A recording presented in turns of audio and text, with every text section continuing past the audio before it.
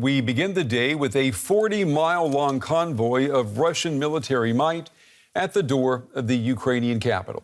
Satellite images show Russian forces advancing towards Kyiv, and it comes as the Russian Defense Ministry today warned residents to leave their homes while they still can.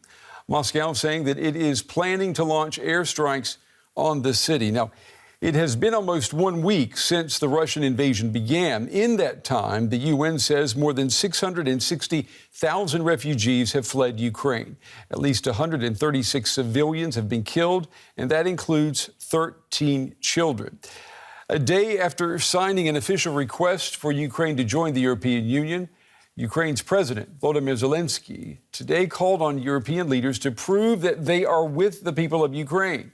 Now, the impact of his message so strong that it can even be heard in the voice of the translator. Take a listen. We are fighting just for our land and for our freedom. Despite the fact that all large cities of our country are now blocked, we are fighting also to be equal members of Europe. I believe that today we are showing everybody that's exactly what we are. So do prove that you are with us. Do prove that you will not let us go. Do prove that you indeed are Europeans. And then life will win over death, and light will win over darkness. We want to pull in our correspondent now, Nick Connolly. He joins us from Western Ukraine. Good evening to you, Nick. We've got reports that up to 8 leaders of EU member states have come out in support of Zelensky's call for immediate EU membership.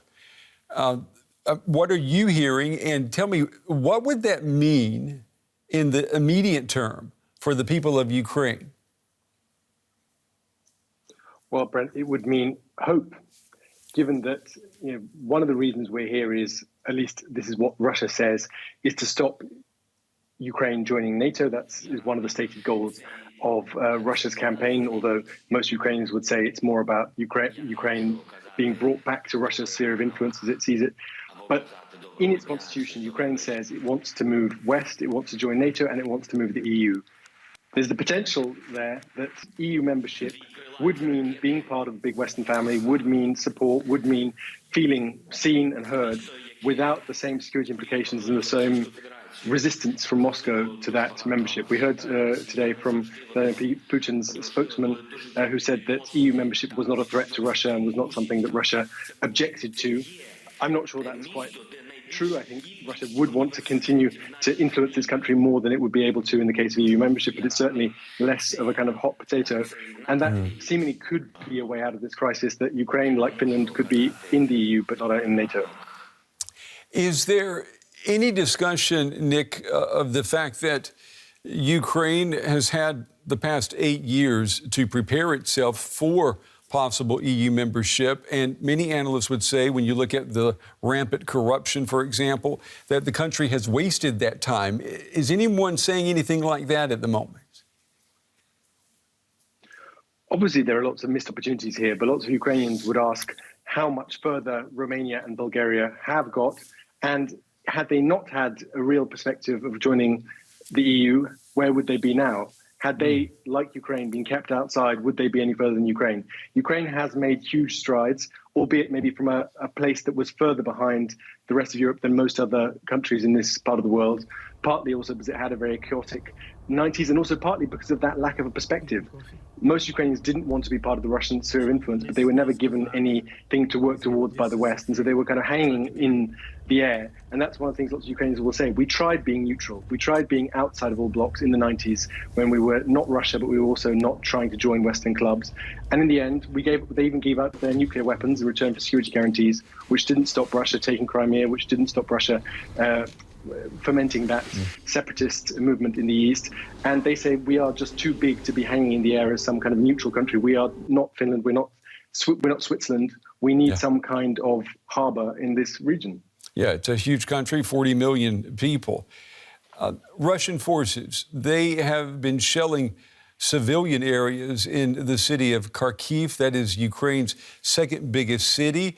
It is also a city that has a Russian-speaking majority, close cultural ties to Russia. So what does it tell us, Nick, about the Kremlin, that it is willing to bomb a city like Kyiv?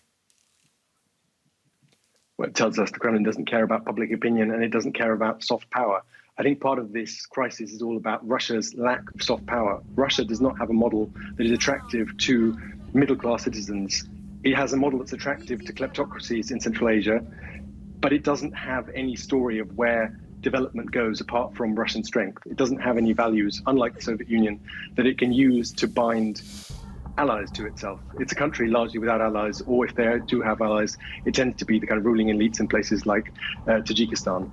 But for a country like Ukraine that has Europe on its doorstep, that Russian model just isn't attractive. And so Russia is now trying to make up for that lack of soft power with force. And the fact that they're willing to bomb a city when they're always talking about this, brother nations between Ukraine and Russia, obviously, puts paid to all those that talk from Moscow. So if you've got bombs coming down, airstrikes in eastern Ukraine with their Russian brothers, what must people then in western Ukraine be thinking and be worried about? I mean, what will the Russians do to them? Well, there is even the theory that actually Vladimir Putin would even be happiest if the western part of Ukraine kind of was, taken in by the Poles or became independent and didn't basically kind of, as the Russians would see it, infect the minds of Ukrainians in Kyiv and in Kharkiv and Dnipro with the idea of a European future. Lots of the kind of ideological outriders of the Kremlin keep talking about the fact that it would actually be better for Russia if places like Lviv just went their way and became part of bigger Europe, and then they could just get on with basically assimilating places in central and eastern Ukraine. DW's Nick Connolly reporting tonight from western Ukraine. As always, Nick, excellent reporting.